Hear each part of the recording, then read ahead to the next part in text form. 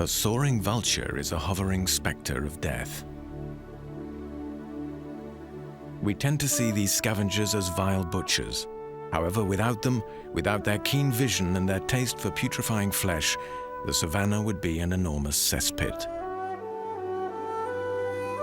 We may think of vultures as repulsive opportunists, but that makes them no less vital to the ecological balance of the African plains.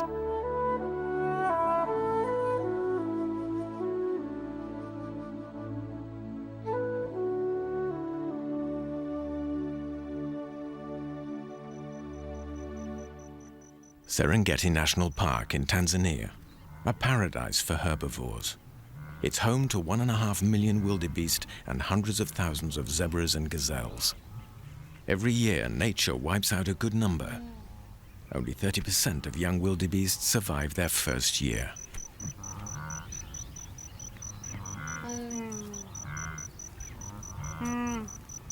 Of course, predators are on hand to aid the process of natural selection. But the major causes of death among wildebeest are natural disasters, epidemics, and disease.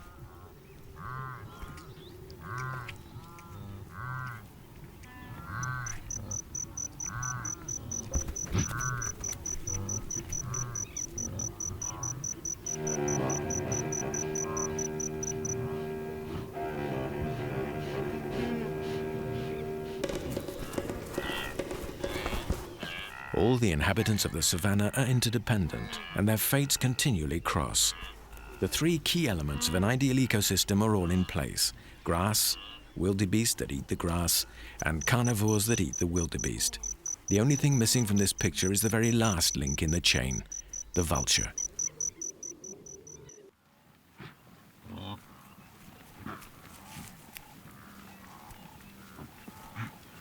Once irrigated by the rains, the Serengeti is rich grassland. But the dry season that begins in late April transforms it into desert, and the wildebeest are forced to migrate north to the Kenyan reserve of Masai Mara, where there is never a shortage of water. Through the middle of these grassy plains runs the river Mara, the natural frontier between Tanzania and Kenya. It is also a major obstacle to the wildebeest on their trek to the grazing lands.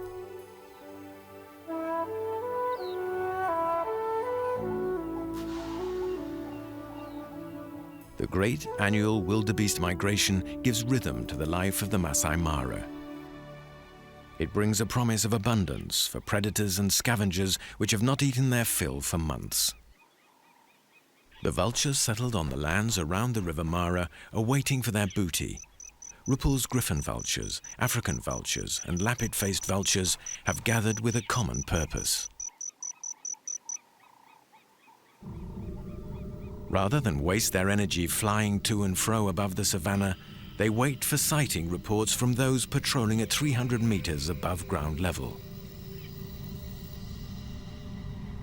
These lookouts are also valuable informants for predators and other scavengers. By closely observing their flight path, they too can precisely locate a carcass.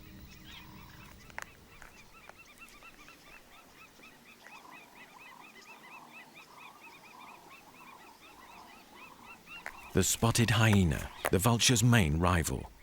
It is also the best equipped scavenger of them all. Its jaws can grind the bones of elephants, and its digestive system allows it to swallow anything. It is also an accomplished hunter.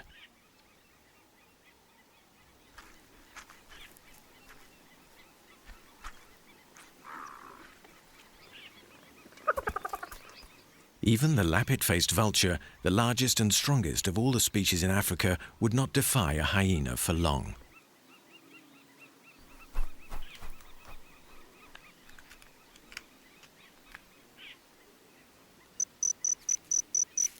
Its greatest asset is its extremely powerful beak, strong enough to strip flesh from the toughest carcass and even to disembowel an intact corpse. No other vulture is capable of carrying out such an operation.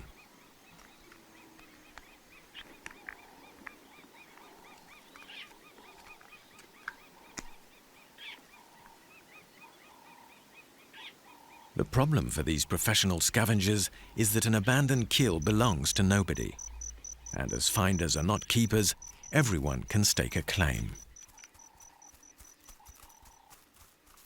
Jackals are often the first to claim their dues.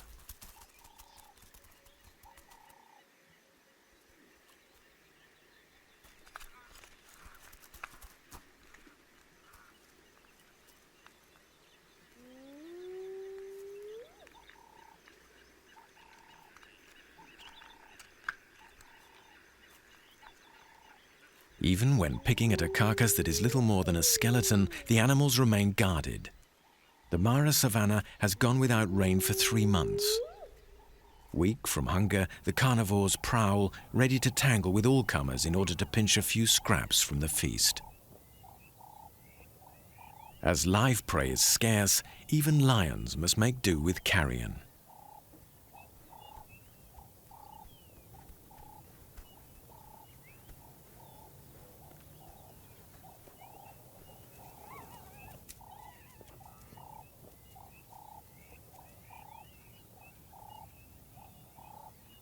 The vultures have spotted a giraffe carcass.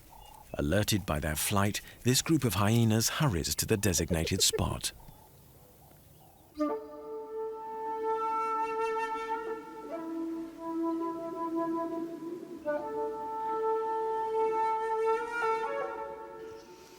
In periods of abundance, a desiccated carcass like this would not interest anyone. But during the months when food is scarce, even the slightest scraps are welcome.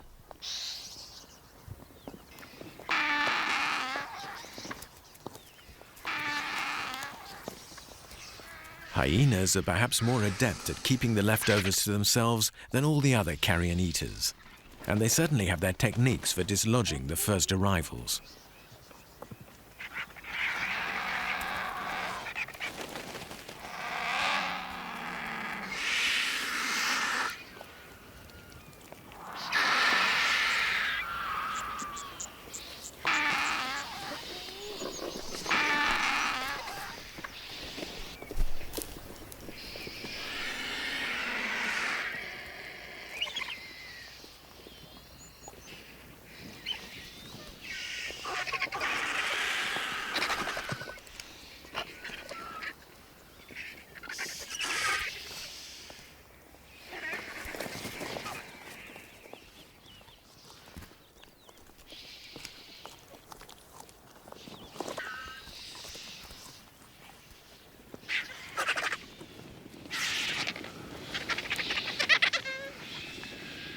Vultures, jackals, and hyenas vie with each other, each taking its share where it can, using the tools at its disposal: razor beaks, serrated teeth, or grinding jaws. In the end, each manages to get enough to ease its hunger a little.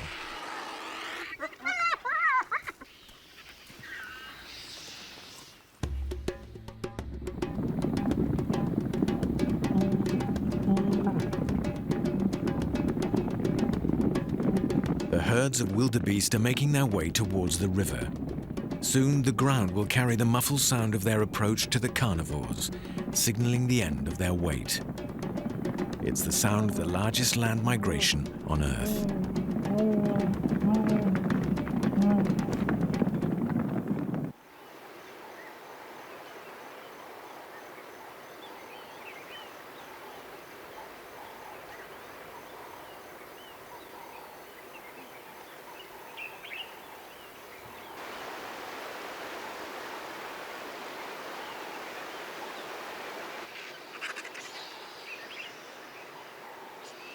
Several vultures have already taken up strategic positions.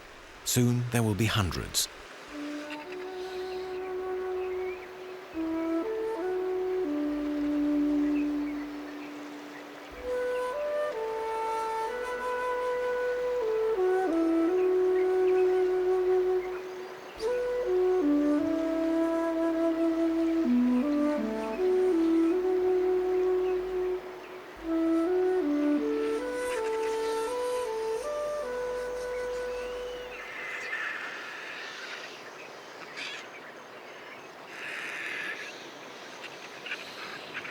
But waiting nearby is an even more ferocious beast, one the Maasai call Lord of the River.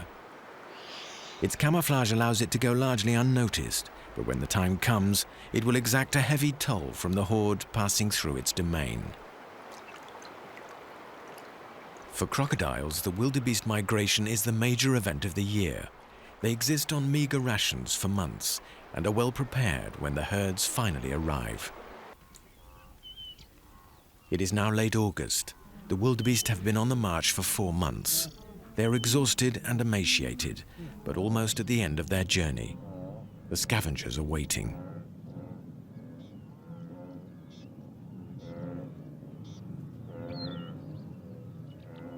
Green pastures lie ahead, but so does the final ordeal, fording the River Mara.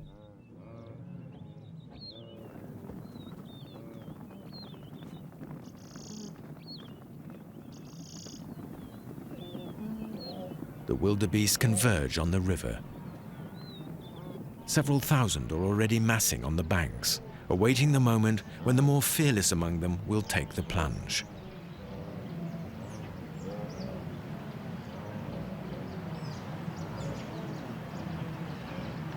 Sensing that the critical moment is near, African vultures and Ruppel's griffon vultures have descended to a lower altitude.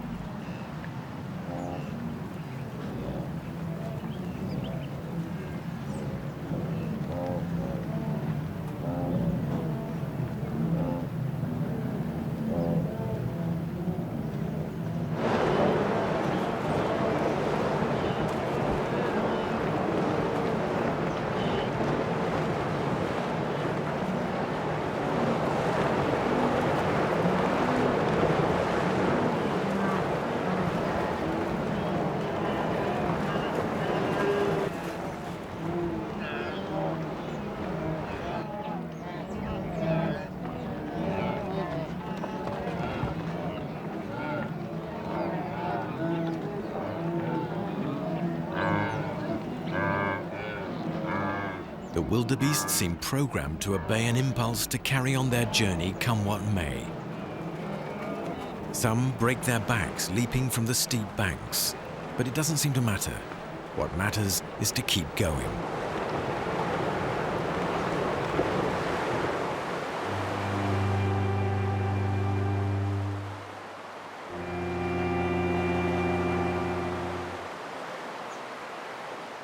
This is the last step of their long journey. They must make one last effort to reach the opposite bank without drowning or being swept downstream by the current.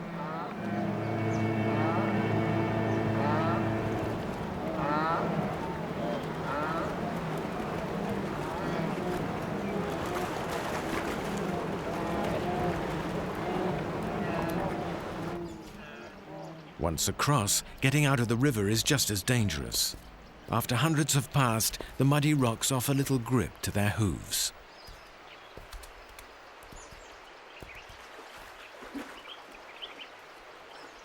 The late arrivals are just as helpless. This young wildebeest has been left behind by the herd. Unable to decide whether to attempt the crossing alone, it heads back the way it came.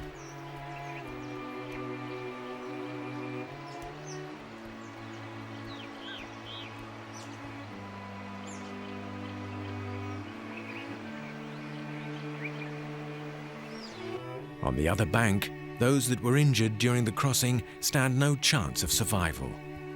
Even if they manage to steer clear of lions and hyenas, they will die from starvation or exhaustion, and the vultures will mop up the remains. The same goes for the carcasses that drift downstream.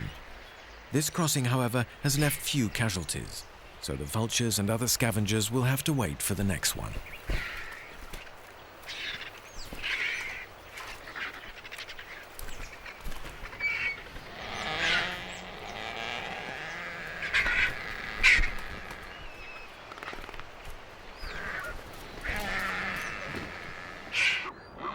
The zebra of the Serengeti are also forced to flee the drought. They reach the Kenyan plains following the same route as the wildebeest.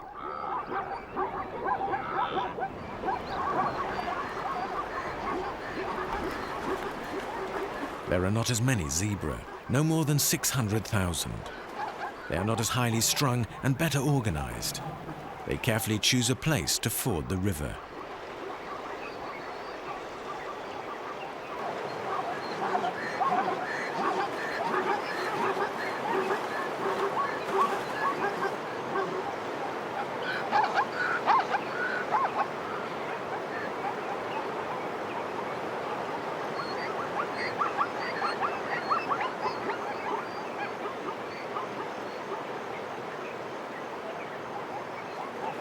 Even in the crush, each mother watches her young, ready to respond to any threat to its safety.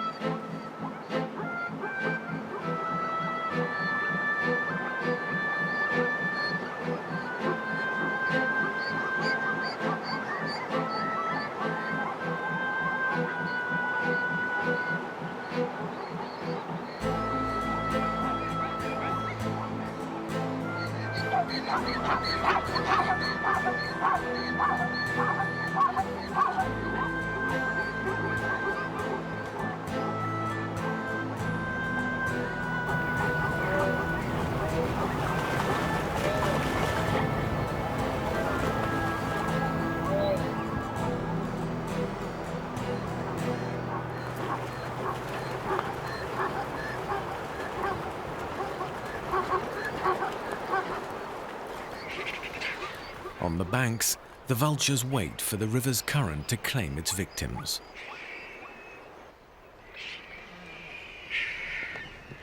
Some are lucky enough to have their lunch delivered at their feet while they wait. However, neither Ruppel's griffon vultures nor African vultures are able to tear apart a corpse that is still intact. If a lappet-faced vulture is nearby, it will perform the task. If not, they'll have to wait for a specialist butcher, and the River Mara has plenty of those.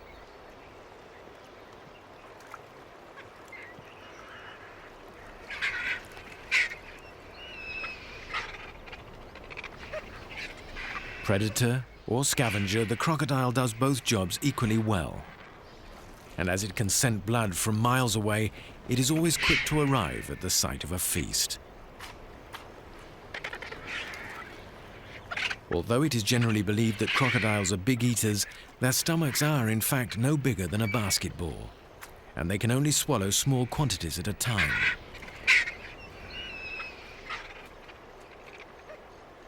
When sated, they will sometimes hide lumps of flesh under a rock, not because they prefer rotting meat, but simply to stock up for the next bout of hunger.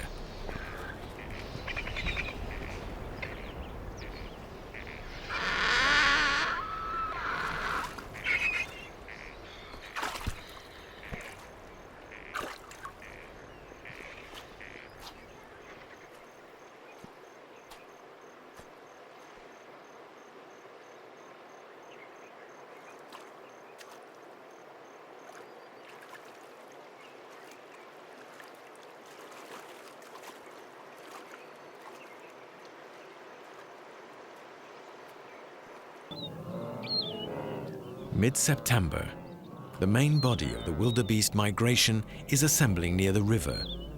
Over the last few days, they've been arriving in waves of 1,000 or 2,000.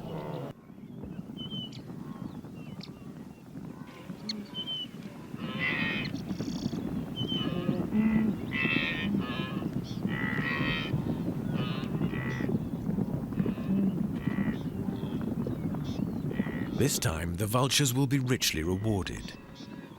The banks of the River Mara have rarely witnessed such numbers. The wildebeest are in a dreadful state. The plains have been trampled on for days, and there's nothing left to graze. The youngest and the weakest collapse and remain where they fall.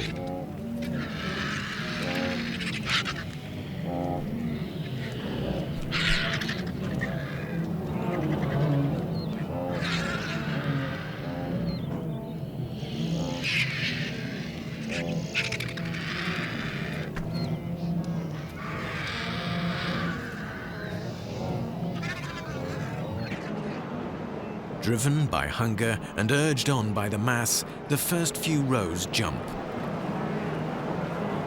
The rest follow, transfixed by this wild frenzy.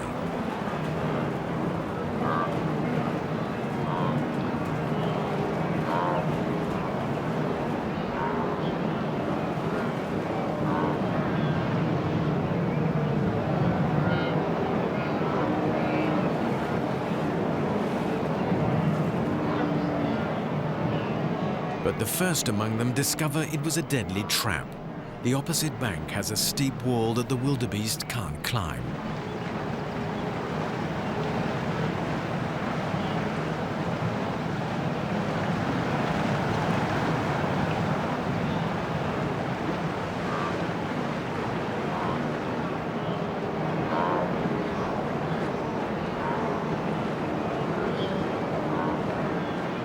Some 50,000 animals are trying to ford the river at this point.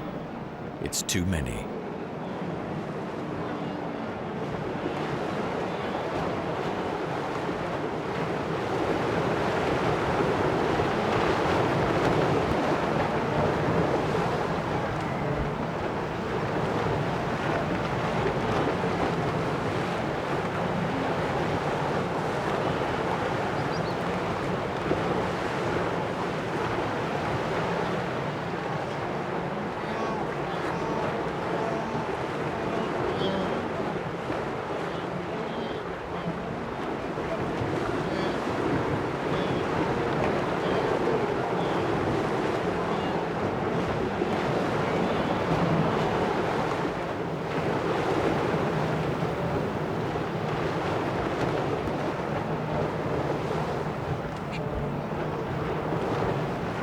This breathtaking spectacle is turning to tragedy.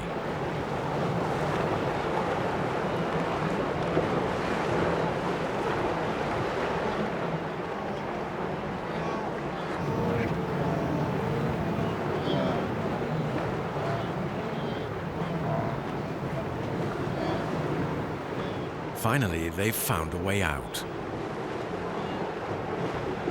One tiny bottleneck for all of them.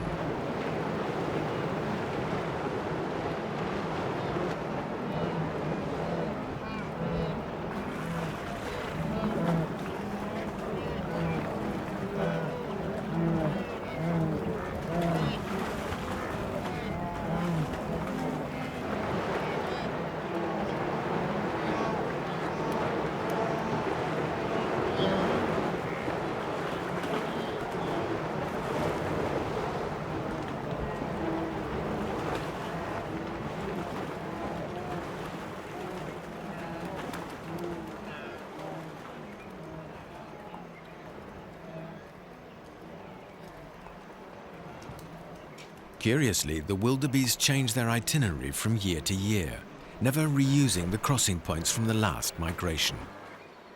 This year's choice is certainly deadly, but no memory will remain in the minds of the survivors.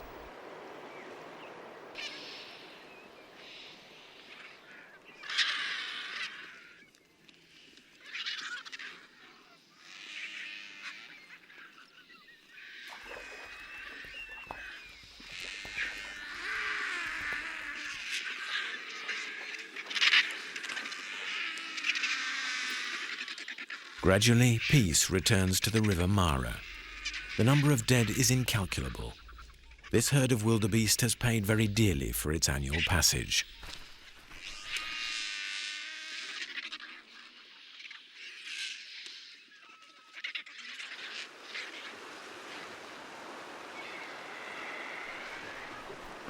"20 or 30 kilometers downstream, a stretch of river claimed by a herd of hippopotami has been turned into a stinking mass grave.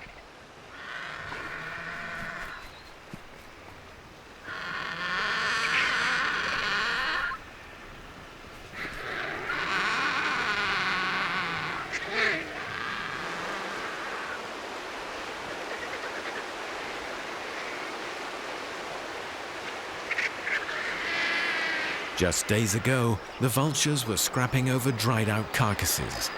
Now, they are proud possessors of a great stockpile of dead meat.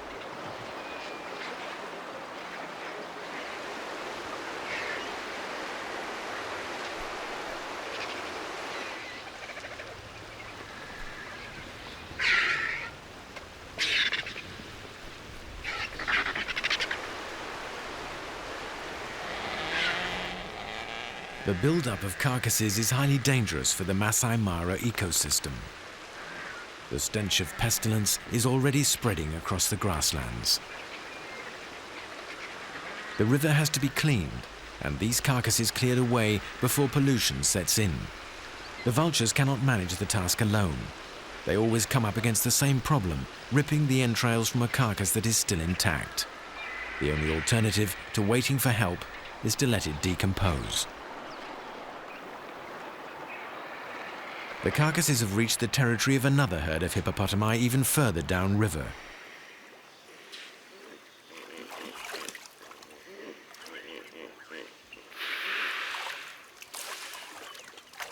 There's enough here to satisfy an army of crocodiles. But not these vegetarians, who, judging by their reaction, also have strict rules about hygiene. The hippopotami don't want anything polluting their stretch of river, and promptly set about cleaning up.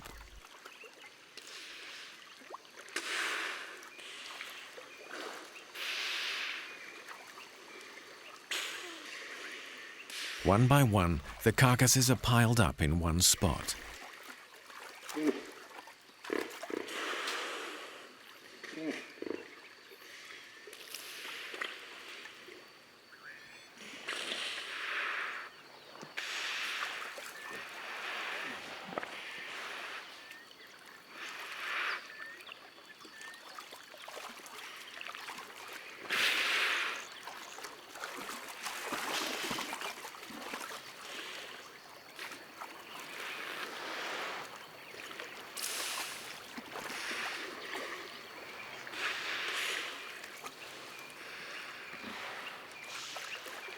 It has taken just one day to amass hundreds of wildebeest on the riverbanks.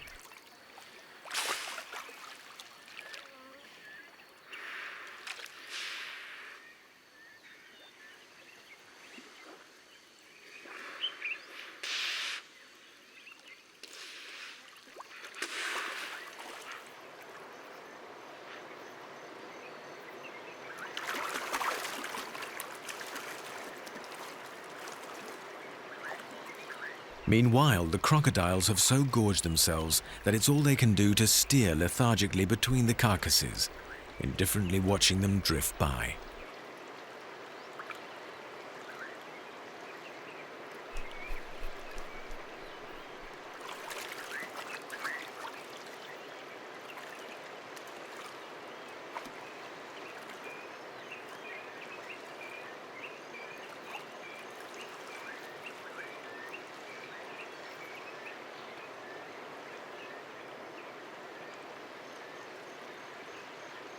In the annals of the Masai Mara, this season will go down as one of the most devastating ever for the wildebeest, but as an outstanding year for the scavengers.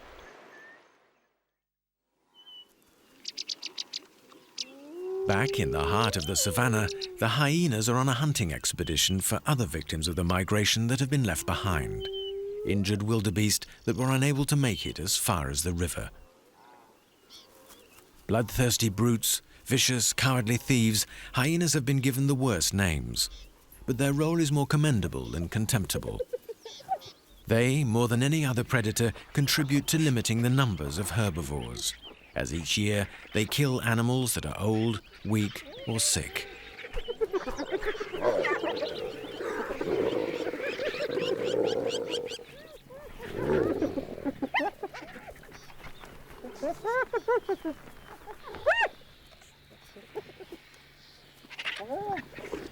Hyenas' gluttony and taste for blood are well known.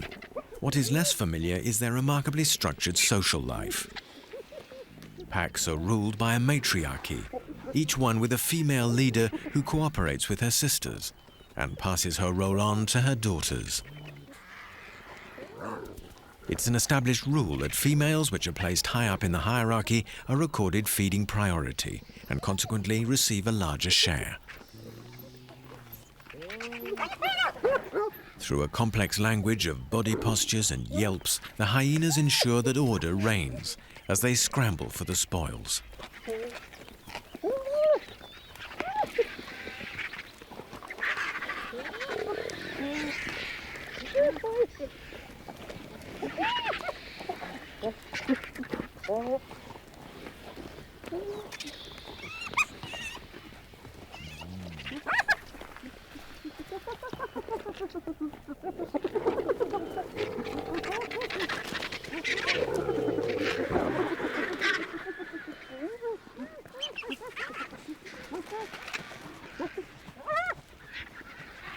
Hyenas are capable of eating a third of their body weight at one sitting.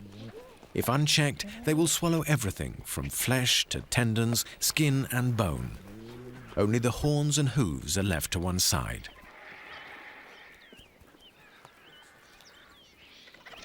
The vultures have been holding back, but finally moved to take possession of the carcass.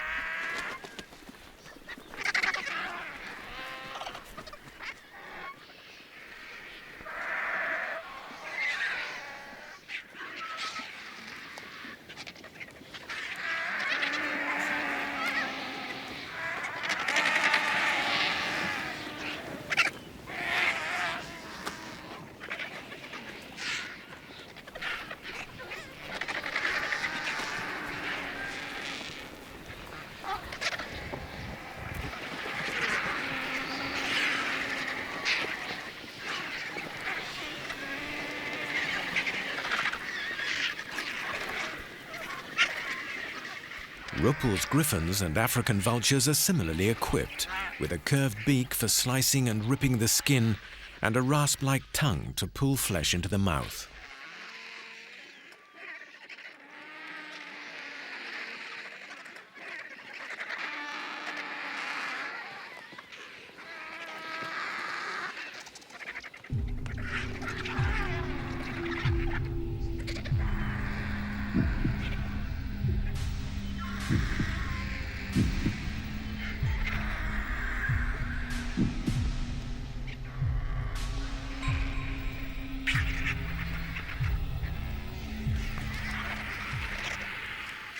Vultures are the most efficient scavengers in the ecological organization of the savannah's ecosystem, outnumbering by far hyenas and jackals.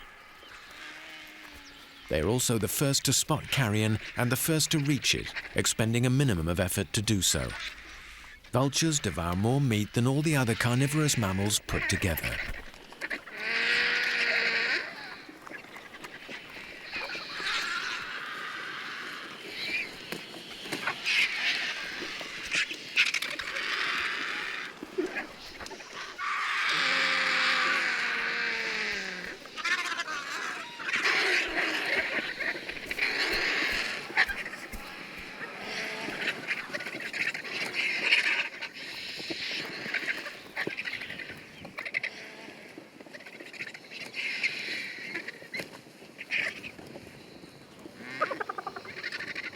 This fray is interrupted by a young hyena, a lone male. Individuals who have passed the age of sharing the pack life often have difficulties feeding and sometimes charge groups of vultures.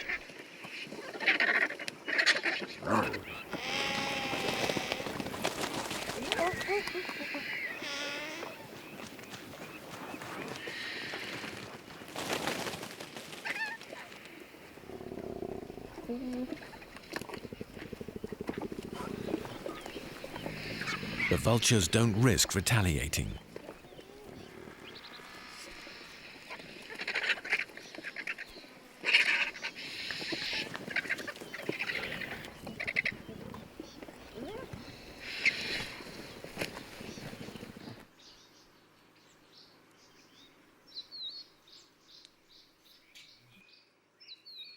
Once it's eaten its fill, the hyena takes a siesta.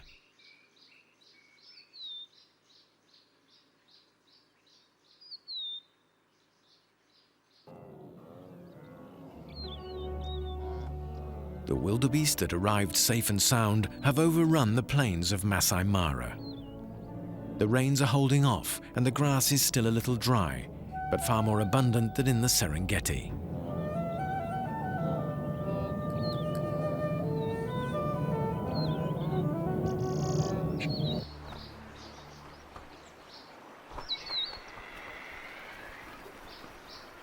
All along the river, carcasses are decomposing.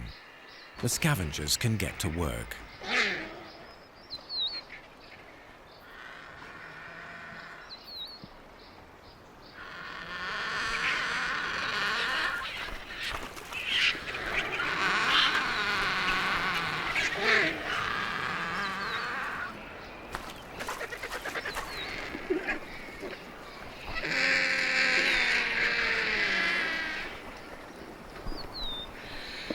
Vultures aren't able to feast without fighting. They just can't help it. They always have to check to see if their neighbours' spoils are better than their own.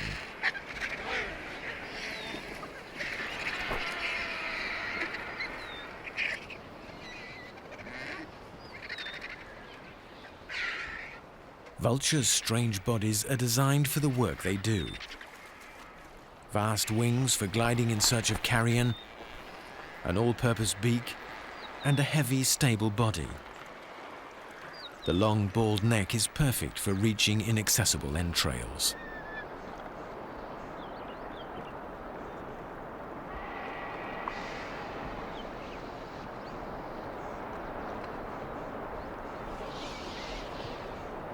Gaining access to the carrion is not in fact as chaotic as it may seem. There is a simple principle. Priority is given to the biggest and the most motivated. Others have to wait in line until their turn comes.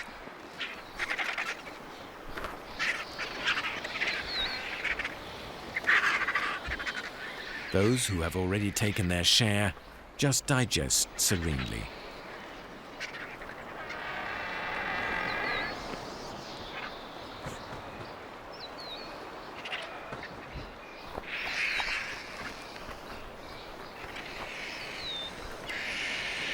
Some have stuffed themselves so much that they can hardly move.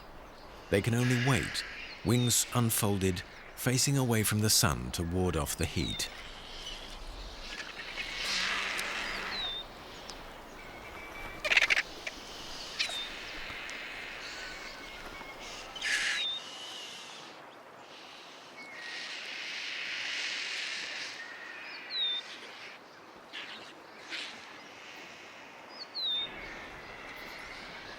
At several points along the river, there are still more carcasses piled up along the banks than there are scavengers to feed off them.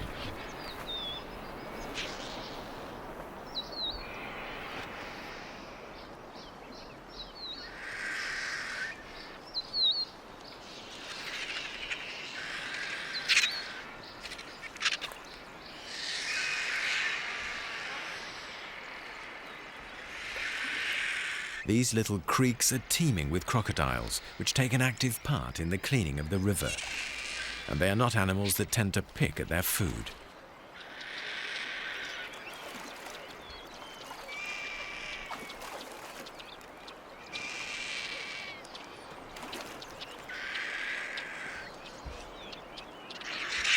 It's not greed alone that makes them tear great chunks of meat like this.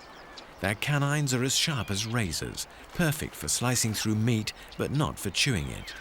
This obliges them to swallow large pieces whole.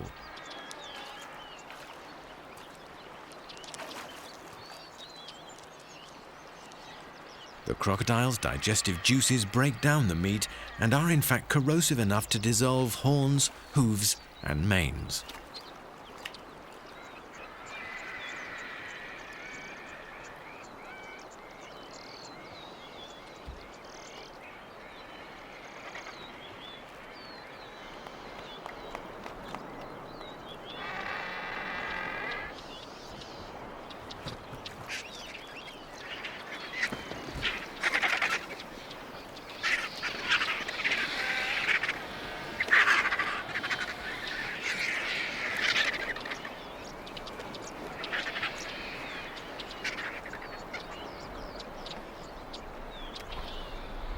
For vultures, grooming is not a luxury.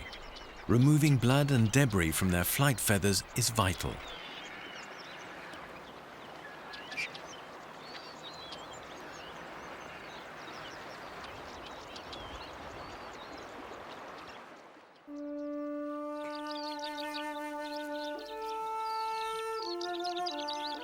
Meanwhile, back in the bush, jackals are foraging for food.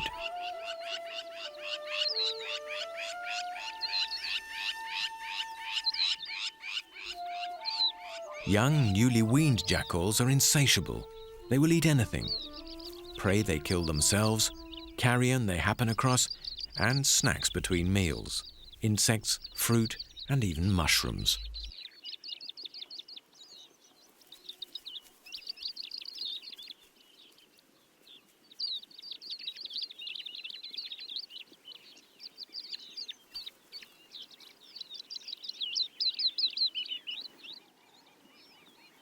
When in a pack, jackals will attack large game that they wouldn't tackle alone. But this female has a family to feed and accepts second-hand prey. She has already located a carcass, probably by observing a vulture's flight.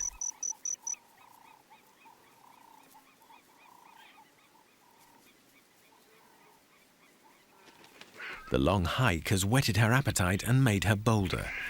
She doesn't hesitate to drive away the lappet-faced vultures, even though they are stronger than she is.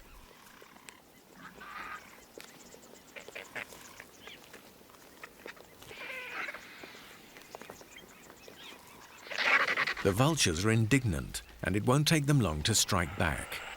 The jackal only has a short time to feed herself.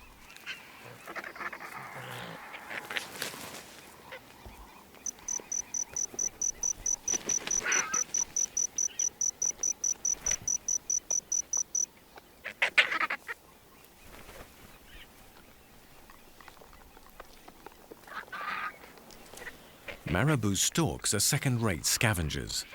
Outnumbered by their fiercer vulture cousins, they remain on the fringes of the fray, pilfering tiny pieces.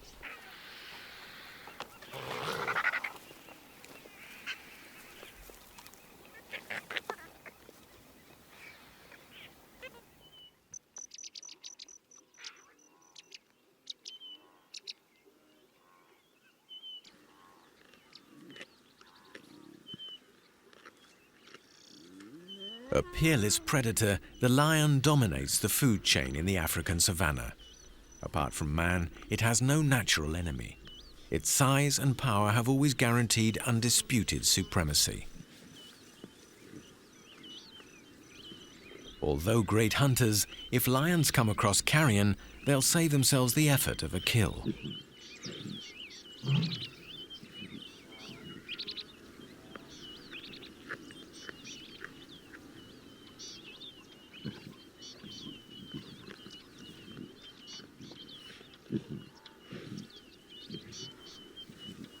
It is difficult to eat undisturbed when vultures are circling overhead.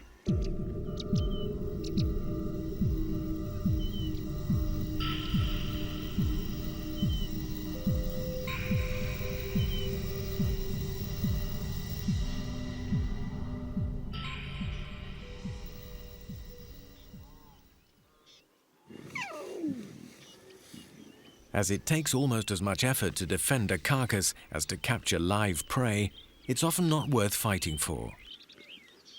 Especially since at this moment the savannah is littered with dead and wounded wildebeest.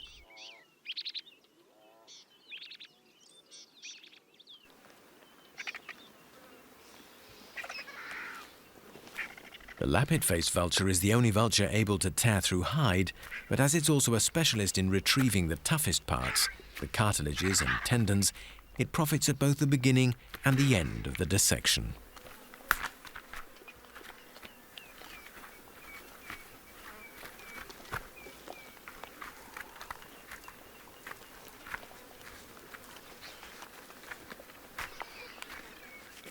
Once satisfied, the lappet-faced vultures make way for the smallest vulture species, the Egyptian vulture. This bird is the perfectionist, the finisher. Its beak is specially designed for picking the minute scraps of flesh that stick to the corners of the skeleton. Its nickname is the savannah surgeon.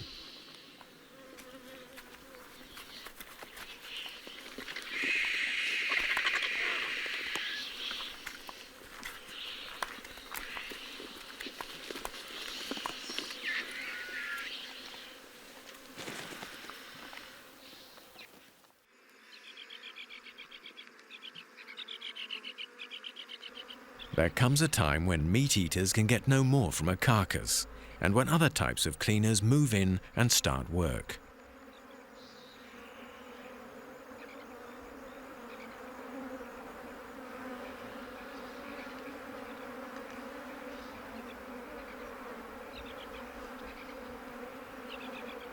Flies try to gain access to the smallest crevices, not for feeding, but for laying eggs. Rotting carrion is an ideal spot for larva incubation.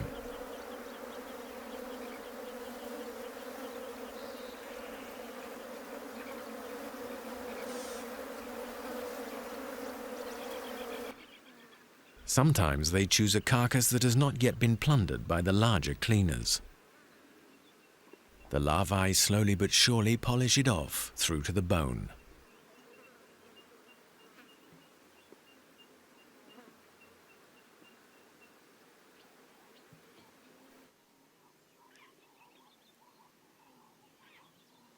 However, there are even more efficient cleaners than flies and their swarming larvae: safari ants.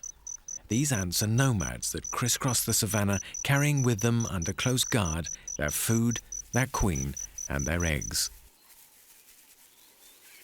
A single colony can number over 1 million ants. These are awesome carnivores, armed with jaws that can slice through skin and flesh like scalpels.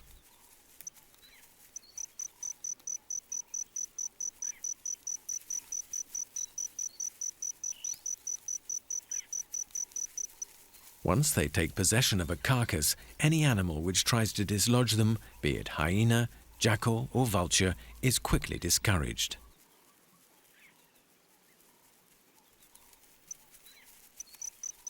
In their collective zeal and spurred by intracolonial competition, the ants leave behind them a spotless skeleton.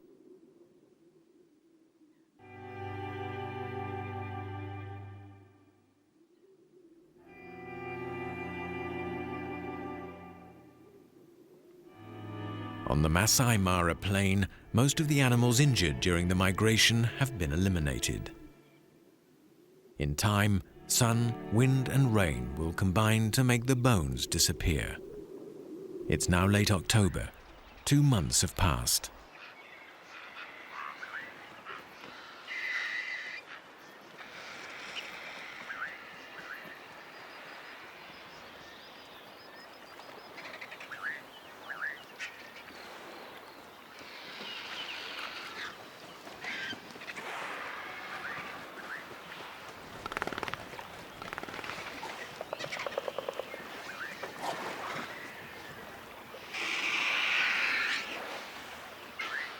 In the African game reserves, vultures alone consume several thousand tons of organic waste each year.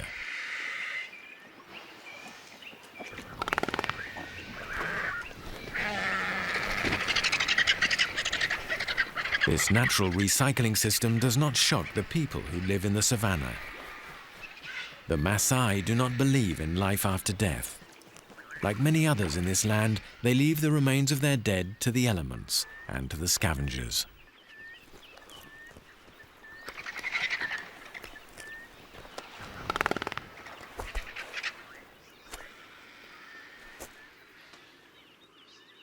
The river is now running clear. The piles of carcasses have disappeared. A few scattered remains serve as grisly reminders of the crossing. Between them, the scavengers have performed a remarkable task.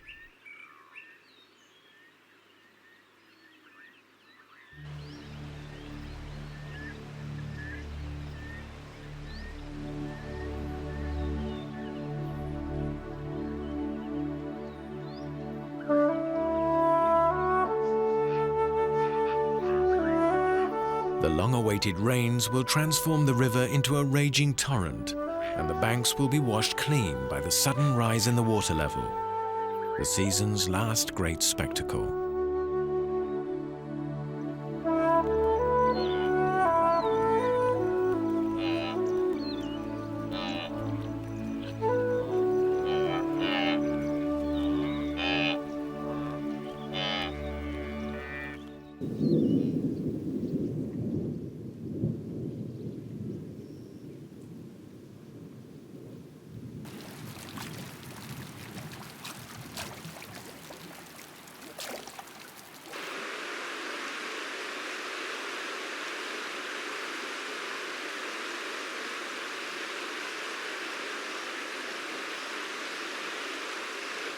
After the rains, everything comes back to life, in the miracle of spring. It only takes a few days for the grasslands to become green again, for the dry dust in the air to be replaced by the scent of wet grass. The wildebeest will stay here long enough to grow strong again. Then, in late November, they will retrace their steps and return home to the Serengeti.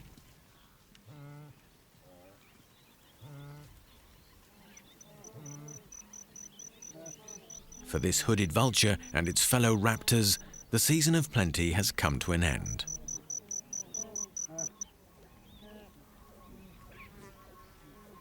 The herds have already begun the long trek back to the Tanzanian plains for calving time. They will have come full circle, but first they must once again cross the frontier, the River Mara. On the Tanzanian bank, the scavengers are ready, and they know their victims rarely miss an appointment.